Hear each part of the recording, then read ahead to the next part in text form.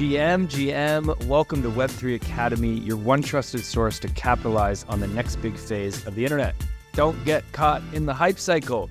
I'm Jay Bird, joined by guest co-host Herbie.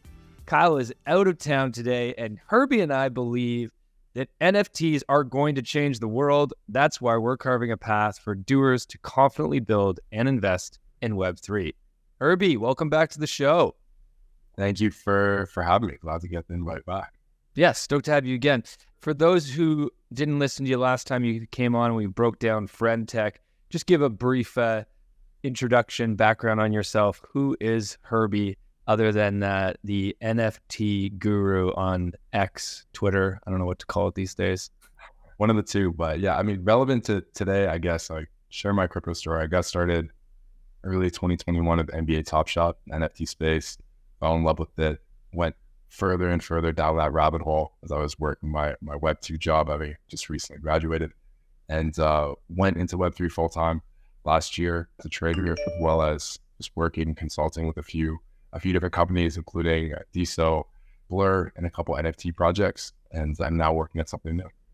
Sweet. Well, we are stoked to have you. Before we jump into today's show, reminder to everybody listening, we have relaunched the Rabbit Hole course. Why did we relaunch this? Well, because we found that it was one of the most valuable resources for people in the space. Whether you're a beginner or whether you've been in the space for years, this is our course that lays out the foundations of blockchain and Web3, that explains what are the revolutions that are happening as a result of blockchain, the money revolution, the internet revolution, the identity revolution, all explained. That explains crypto versus NFTs, so you can understand the difference between all these things. And here's the best part. Right now, if you sign up for this course, which will only take you an hour to complete, it's got 4 lessons in it, it's all free. And if you sign up today and you finish the course today, then you mint an NFT at the end, proof of completion NFT. You start to build out your on-chain resume, which we might actually talk a little bit about today in today's episode, this on-chain digital vault, as Herbie likes to call it. And when you do that, you can get entered into a raffle to win one of 3 prizes. You can win our investment masterclass, which is worth $250. You can win a 1-year subscription to Web3 Academy Pro valued at $180, or you can win a 1-month subscription valued at $18. And if you already have one of those things, because it's an NFT that you're going to win, you can gift it to a friend quite easily, or you could sell it on the open market. So really exciting. Make sure you go and sign up for the Rabbit Hole course. The link is in the show notes.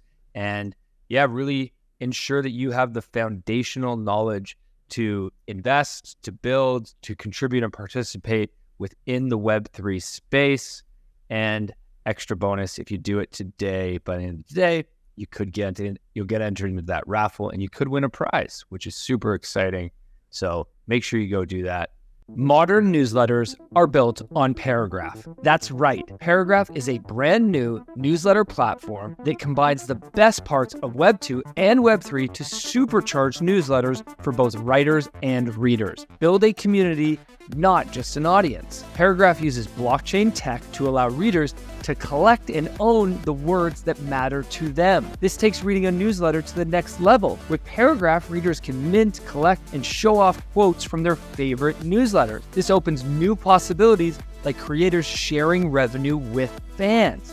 I also love their new feature, Paragraph AI. This integrates GPT-4 natively in Paragraph to create, edit, and improve your writing effortlessly with one click. And guess what? We at Web3 Academy are on board and have already moved our content over to Paragraph. We believe this is the future of newsletters because of the profound engagement it creates between creators and fans. So, whether you're a creator, writer, or an avid reader, it's time to check out Paragraph and capitalize on the opportunity of being early. Let's jump in. Let's talk about why NFTs are or are not going mainstream. I just want to set some context here at the beginning. We had an incredible I don't know if rise is the right word, but run of businesses starting around NFTs, where basically NFT was the product. And that created over sort of 2020, 2021, we created this hype cycle of everybody talking about NFTs. Like I started to see, a mainstream commercial would mention NFTs. You saw mainstream media talking about NFTs. Like the word NFT started to become so prolific. And within the Web3 space, everybody was hyped because it was an opportunity to make money. And a lot of people went out after that.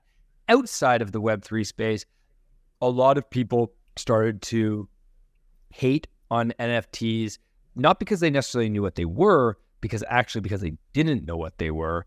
And people fear what they don't know. And as a result, NFTs got really bad public sentiment. And then more recently, we saw the SEC, I'm going to say win. The SEC didn't necessarily win this case, but they settled a case with Impact Theory, Tom Ballou. And as a result of that, a lot of people sort of started to think, oh my gosh, are all NFTs securities? We talked about that on the roll-up a few weeks ago, so you can go back. That was September 1st. You can go back and listen to that roll-up if you want to hear Kyle and myself break down why not all NFTs are securities. We're not going to dive into that today. But here's the thing. We now have gotten to a point where it seems like the NFT market is dead. People are everywhere. NFTs are dead. Well, Herbie and I are here to tell you that they're not dead, that NFTs are actually going mainstream. There is a lot of major companies building, major enterprises building using NFTs. Lufthansa, Starbucks, McDonald's, Nike, NFL, all using NFTs to build new exciting products for their users. And so today we're going to talk all about that. Herbie, do you want to add anything here? Or do you want to, I can jump into the use cases. I'm happy to. I'd say NFTs are in a really interesting place today because the people who were the most hardcore advocates, frankly, who benefited the most from the ascent of NFTs 2020, 2021, early 22, were traders. And they may have not even believed that they were traders, but if they were buying something in seeking a profit, I categorize them in that bucket. And right now, the market for traders is terrible for NFTs. It's like extremely hard to make money. We saw meme coins rise, we see Friendtech rise. Everybody's kind of moving away from trying to make money in NFTs. It's virtually impossible today.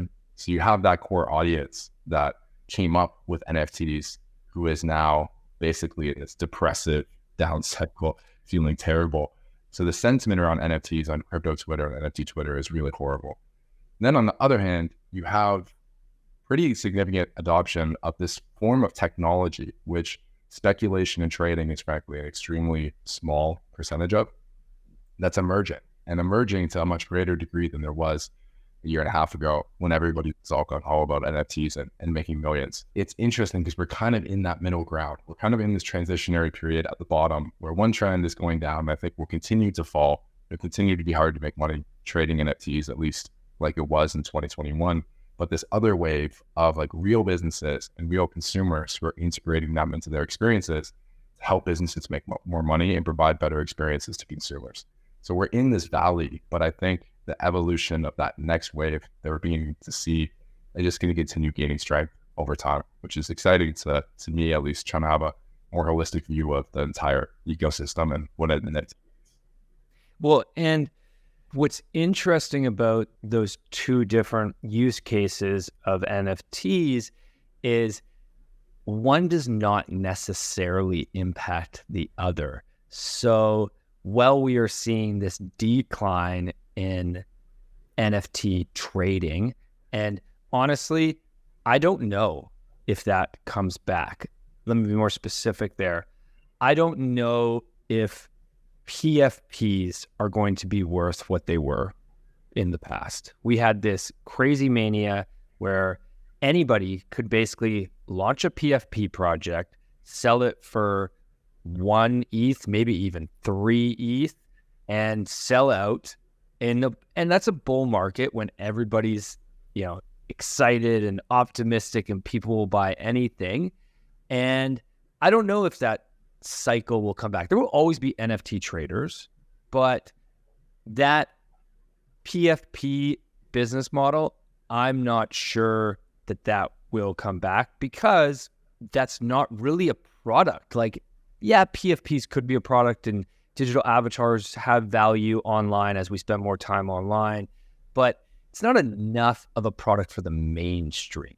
And so what I think is more exciting is all of these, which we're going to dive into, is all of these mainstream use cases by major brands where it has nothing to do with an NFT, really. The people purchasing or using these products don't even need to know it's an NFT.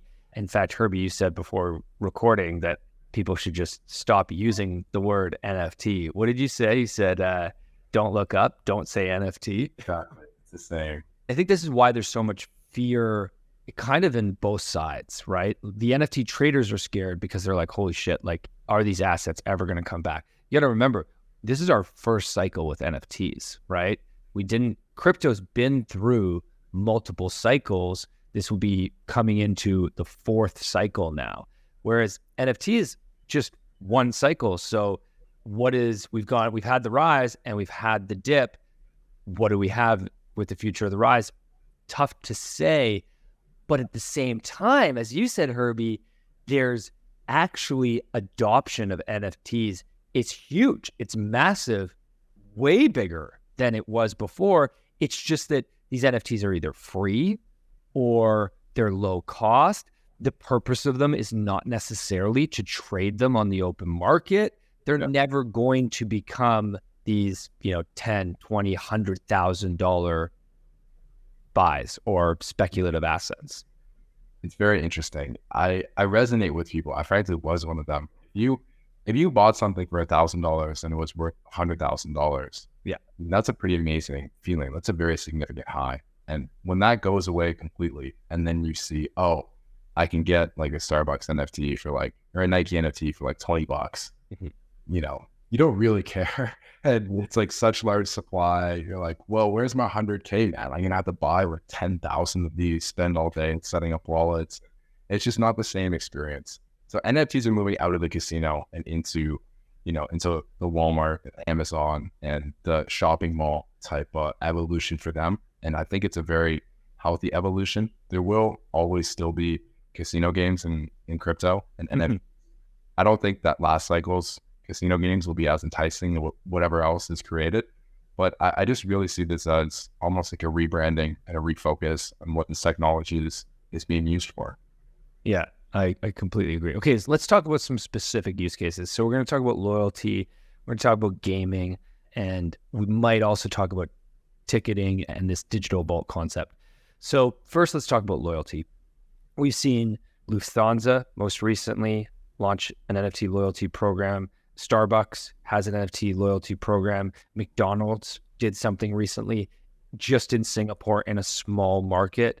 So why is loyalty better when you use NFTs? Well, there's three main reasons. One is that collecting is better than miles. Right now, with a loyalty program, you get points. Whether it's Starbucks, whether it's your airline, whether it's McDonald's for you going and buying McDonald's in their app, it's always points. All of our loyalty programs have always been built around points. Well, here's the thing.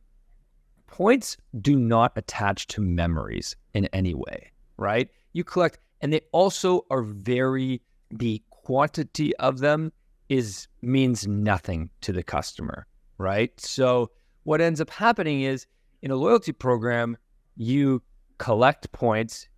You don't really have any connection to those points. Whereas what these new NFT loyalty programs are doing, all of them, they are giving you digital collectibles instead of points. Well, a digital collectible is connected to a memory typically. So if you take a flight, for example, you fly from New York to Paris, right? You don't even know at the end of that flight, let's say in a current loyalty program, you got, I don't know, 1,500 points. You probably don't even know how many points you get. It's very difficult to figure out what the points are valued at. You have to, every loyalty program is different. Whereas these future loyalty programs like UpTrip by Lufthansa, you would get 2 digital cards. You might get a Paris card to signify that you flew to Paris, right? And you might also get a over the Atlantic card to signify that you flew over the Atlantic Ocean.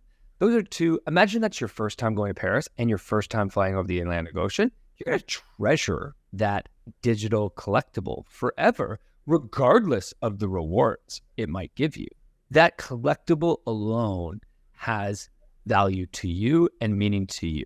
That's the first thing I would say. Herbie, you got anything to add there? You want me to keep going on loyalty and why they're better? I think I'm going to know where you're going on 2 and 3, so I have a thought that relates to this, but I'll let you keep going. It's a great, excellent point. Yeah. Okay, so the second reason why loyalty is better with NFTs is you can buy and sell the rewards. This one's pretty simple. I think this is a massive unlock because how many of us collect loyalty points but never use them? A lot of us. Or how many of us collect loyalty points and then go to redeem and don't have enough to get what we want? Well, if loyalty programs are on-chain using NFTs, or it could be using fungible tokens as well, then you can now take those and put them on the open market. You can buy and sell them very easily, which is a huge unlock.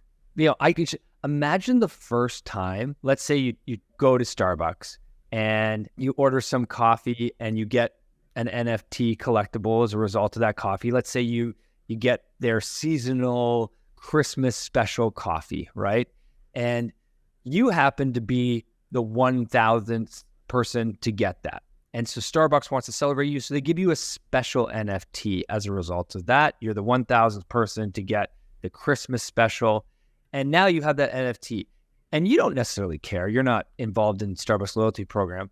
But somebody sees that you have that and they make you an offer. And now in the app, it pops up, hey, I would like to buy that digital collectible off you for $100. And you're like, whoa, somebody wants to buy this from me? I didn't, cost me nothing, cost me the cost of a coffee cup.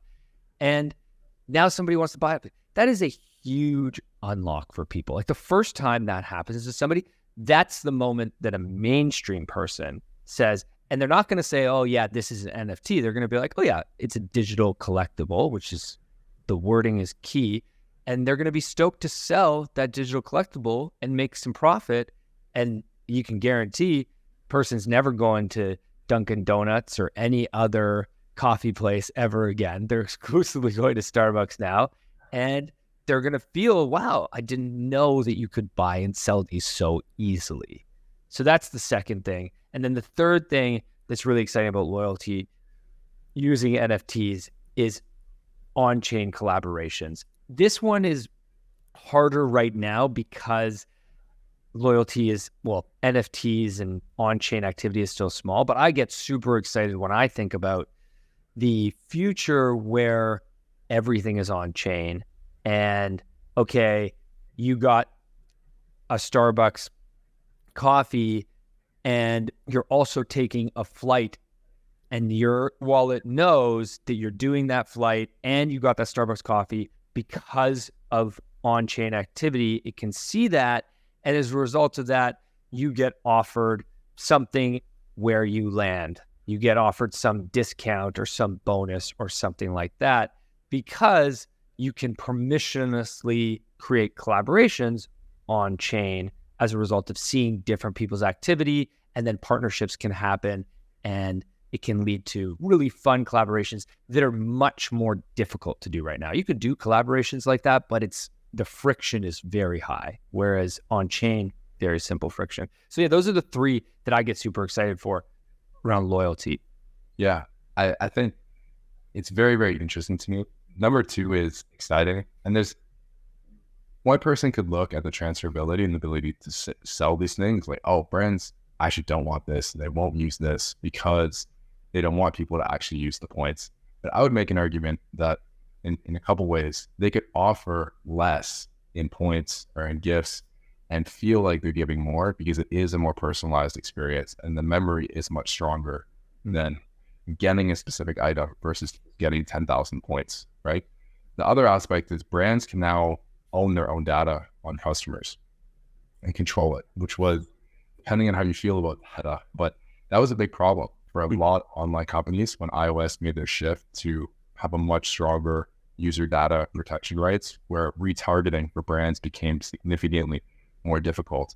Now, if you can give somebody an NFT every time they take a specific action, it becomes much easier to retarget and come up with specific plans to actually, attract and get those customers back, expand to new customers, get very direct feedback on how specific types of brand activations and such work. So I see it from a company side as well. It needs to be something where they make more money at the end, otherwise they won't do it. But I can see a future where they will be eager to explore these type of activations. Furthermore, on the NFT side, again, in the aspect of selling and transferring, I think it's amazing for gift giving. I don't use Starbucks a lot, but it's pretty cool. It reminds me of giving somebody a physical, card and gift card in it versus just sending whatever gift. If you send somebody an NFT who loves Starbucks and you know that they love this type of specific drink that they can get, that's a really nice gift. It costs you nothing, or maybe you spend $10 and get $1 back in these rewards, and you can gift it to a friend. That is really nice, and it's effectively like free, impressions and reach for a brand as well. So I think gift giving of NFT rewards will be a really big, nice evolution that could come from this. Well, you make a good point. It's so important to look at the different perspectives of who the users are. And as you said so eloquently at the beginning, right now we are in the NFT casino, and we're moving away from that actually much quicker, I think, than most people realize. But most crypto people, crypto Twitter is still in the NFT casino. So we're all still just waiting for prices to come back. But at the same time, there is businesses that see that there is tremendous value in NFTs because you can create better digital experiences. And then there's users who have no idea that what they are using is an NFT. And the best example of this most recently is actually the NFL partnered with DraftKings, which is one of the biggest fantasy sports leagues in the world.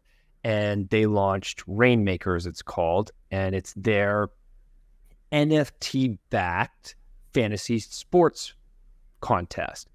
Most people doing this do not know that it's an NFT. Now, it works out very well that the way fantasy sports is played, actually, you could just replace the current way that it happens with using an NFT rather than the current tech that backs it.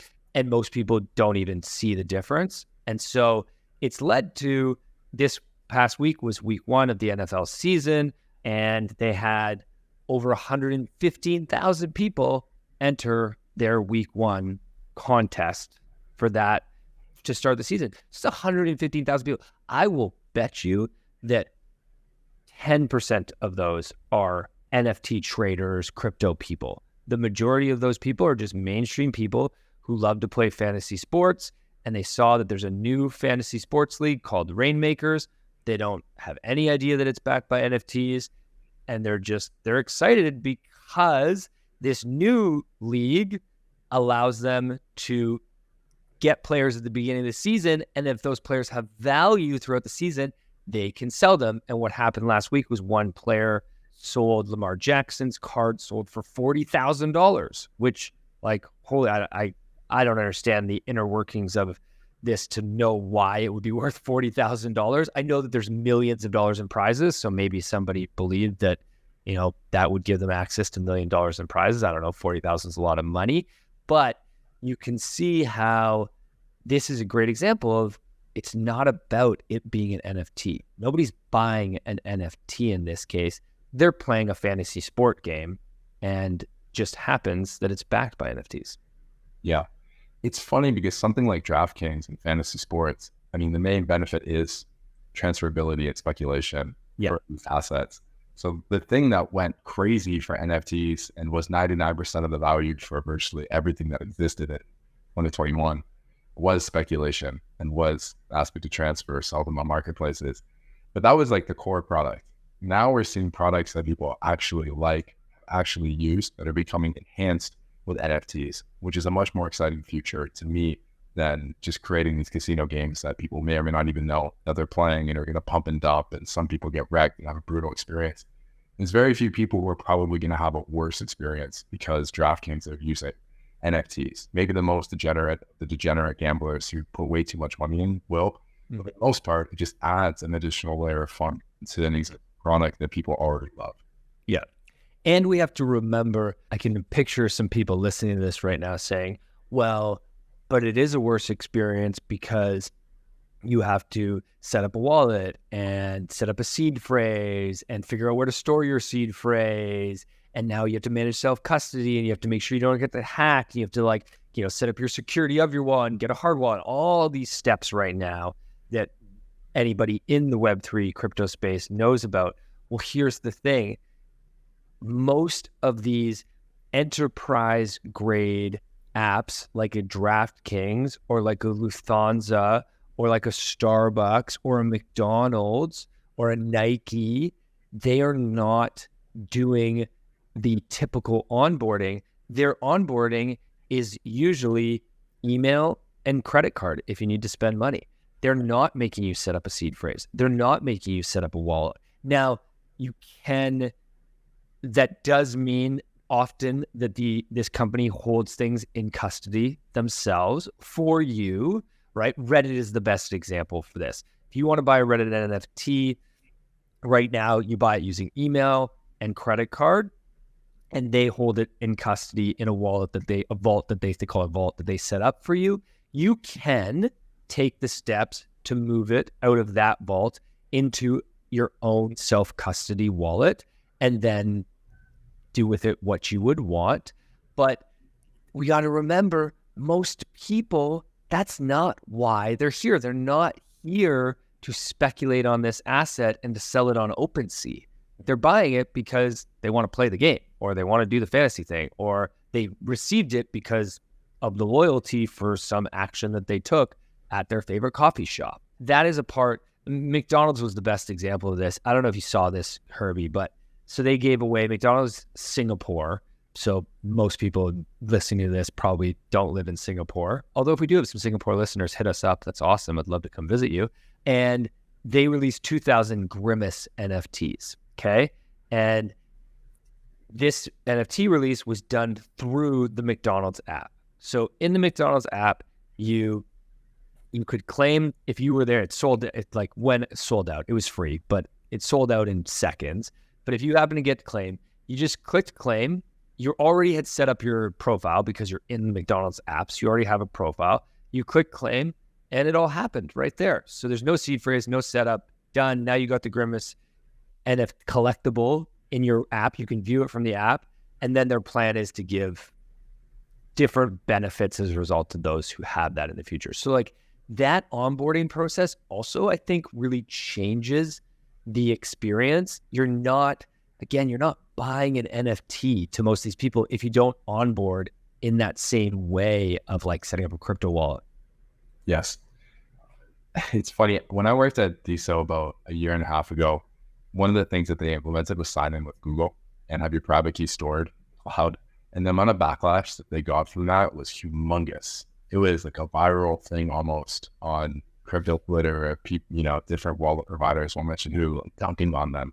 This is the path to appeal to 99% of people. Yeah. I think the path to Web3 is not taking the elevator from Web2 to Web3. It's taking the staircase. It's taking the escalator step by step by step. And this is a step in the right direction.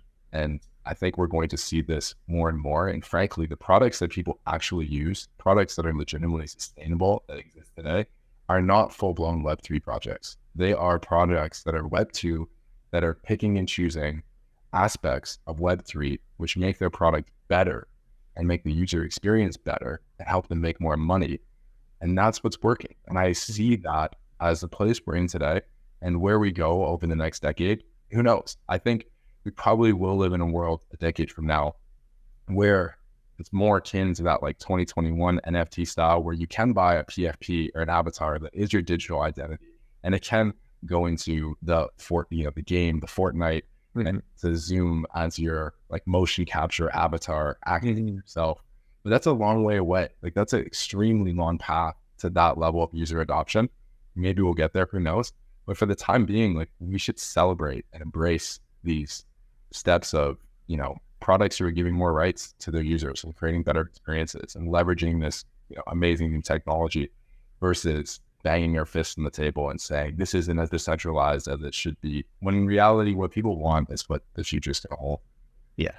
And the truth is, most people don't care about decentralization. The mass market does not care about decentralization. They don't even necessarily understand the benefits of it. Most people, and they also don't care about self-custody. Now, I think that self-custody is a very important concept that everybody should understand. And it really is, it's at the core of everything we're building in Web3. If you remove self-custody, we basically can't have Web3 in the way that we want it to become. But if we focus on that as being the primary objective, then people get lost and they don't want to participate and they don't want to play. And we just keep seeing that over and over again. Herbie, would love to, just as we wrap up here, I'm going to give a few final thoughts. I would love to hear a few final thoughts from you as well. I think that one of the final thoughts that I have is, so in terms of use cases, I really think that we all need to focus more on the existing businesses and existing products using NFTs as a way to improve the experience. So whether it's loyalty, whether we didn't talk about ticketing, but I think ticketing is really great. Everybody's really excited about that whenever that comes along. All these token gated things that you can do where it's more about membership access, and you can't really do that in Web 2 because you could have a membership in Web 2, but it could only get you access to one platform. You can't then token gate access across multiple platforms. Well, you can with an NFT. And then also like real world ownership gets me really excited. So like California is putting titles of cars, they're turning those into NFTs because it's a better form, mainly because there's a lot of fraud issues there and people faking the title or manipulating the title to remove a car accident so that nobody knows that happened. Well, you can't do that if that's on chain and immutable. So there's all of these benefits to existing businesses and existing products that can have a better experience for the user as a result of NFTs. When that is the case, I want people to stop using the word NFT, as you said before, because it's not, if you make it about the tech, two things happen. One, you lose a lot of your customers because most people don't know what an NFT is. They might have heard of it, and they actually, because of public sentiment, they just decided they hate it flat out. So you don't make it. It would be like the equivalent of going to somebody and being like, oh, have you heard of the SMTP protocol? It's going to allow you to communicate with people online. It's like, no, we called it email and we created email. Nobody knows that it's on the SMTP protocol. No one cares what that protocol is. Same idea. NFT is this base layer tech that we should never be talking about. So that's my first thought. And my second thought is, I really wish that all NFTs were soul-bound. I think it's a controversial opinion, but if we had made all NFTs soul-bound for a period, what I would have done is like, if we created this tech and NFTs were soul-bound for 5 years, then all the focus of the builders you would have removed all speculation, all focused on trading, and it would have been about, okay, how do I use this tech to create better products, better experiences for users, less friction for businesses, new revenue opportunities for businesses. Because I want to be clear, just because I'm saying it's soulbound doesn't mean you can't sell it. You could sell the first version of it. It just means you can't sell it on secondary market. We actually saw Louis Vuitton do this when Louis Vuitton released their trunks like a few months ago. They released those as soulbound NFTs because they didn't want it to be about trading them and speculating, buying and selling. They wanted true community of people who believed in them and were excited to be part of something, not to trade it. So I would have liked to have seen that. Yeah, it's very interesting to me. One point of view that I want to echo is most NFT companies were trying to build something new. They were all startups. They're taking this new technology and trying to build new forms of products, experiences, services, etc. That is significantly harder to do than to take something that already works and try to find ways to tweak it to make it better, especially when you have a huge amount of data that's backing that decision, really strong understanding of the market, customers, and the trends in the industry, etc. And we're seeing that happen now with things, as you mentioned, like DraftKings, airline loyalty programs, Starbucks. It's a different game. They have something that works. They're making it a little bit better. That's much easier. I think the future of NFTs, at least for the next year or two, will be more focused on creating things that already exist, already have attention, already have product market fit, and finding ways to make them a little bit better with NFTs. I guess my hot take for today is, given that, I think it's going to be very hard to make money trading NFTs. Because we talked about how the casino is going down. If you're making money in the NFT casino trading today, you are like a world tour poker level player playing online against a bunch of schmucks, or you're like top AI playing online against a bunch of different people. You are in a world of your own right now.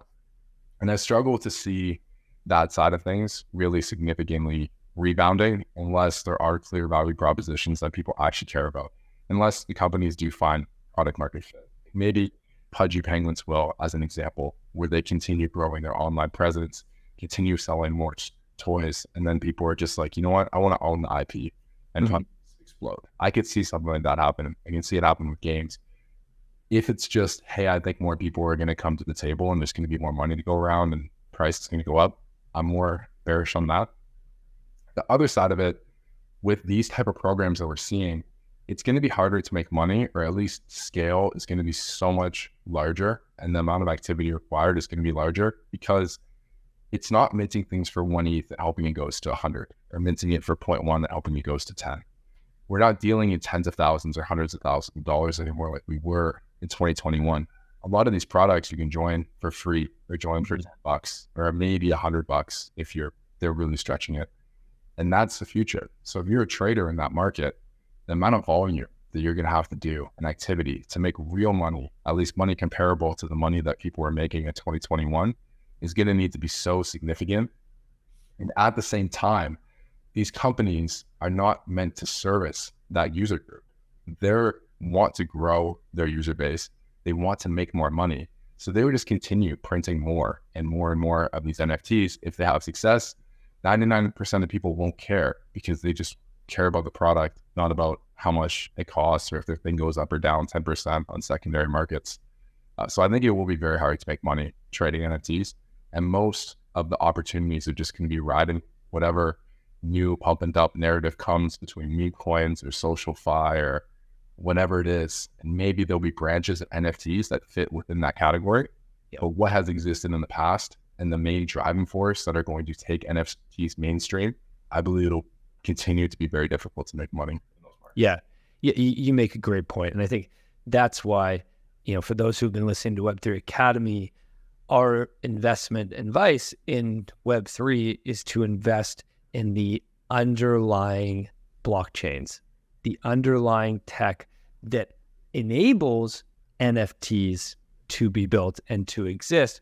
Because if you were to invest in Ethereum or Solana or a layer 2, one of the larger ones that has strong network effects, you don't need to figure out what the next big app is, right? Maybe you get lucky. Maybe, as you said, and I think you're right that there will be Pudgy or 48 Yacht Club, one of these, a few of these brands will make it very big and there will be money to be made.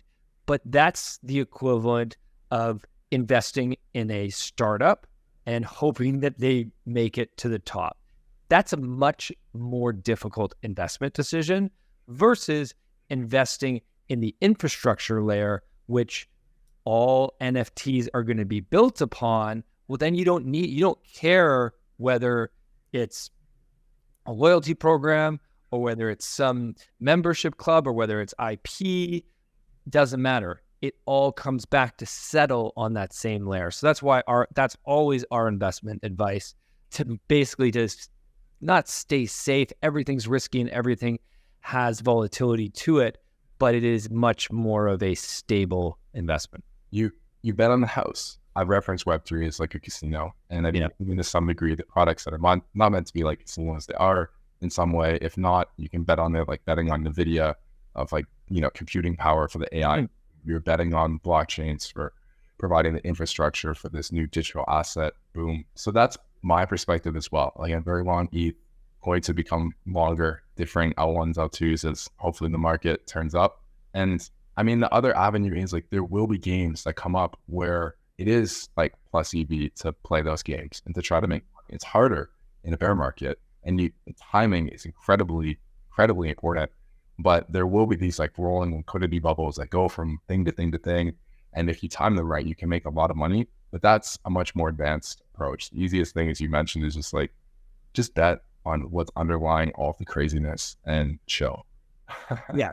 And stop telling everybody, stop telling your parents, your friends, your cousin to buy NFTs. I hope nobody's telling anybody to buy NFTs right now, but more so tell them to take the rabbit hole course, to be honest, or take it yourself so you can talk about the foundational components, because anybody who's trying to capitalize on the opportunity of Web3, and if you're listening to this, you most likely are, then the way you do that is by understanding the tech and then being able to explain that tech so that either you can use it in an existing business, or you can go build a new business, or you can advise and consult an existing business, because blockchain is inevitable. The internet is better on chain. We are going to move from online to on chain. The question is, can you participate in that by helping those businesses out or starting your own business? Well, the only way to do that is by understanding the foundational layers, not by trying to be an NFT trader and speculate, or trying to be a meme trader. Look, if you want to go do that, go for it, but don't come crying to me if it doesn't work out for you. I would say the same thing.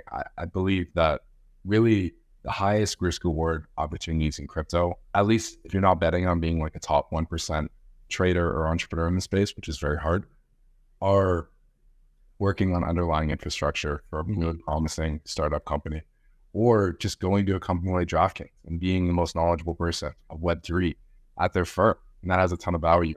Obviously, your course, I sent it to a few friends like for this exact reason. Developing foundational knowledge, especially in a bear market, is the best time to do it. What you guys do, the content you put out, is a great place to start. And hopefully this podcast is a little bit too.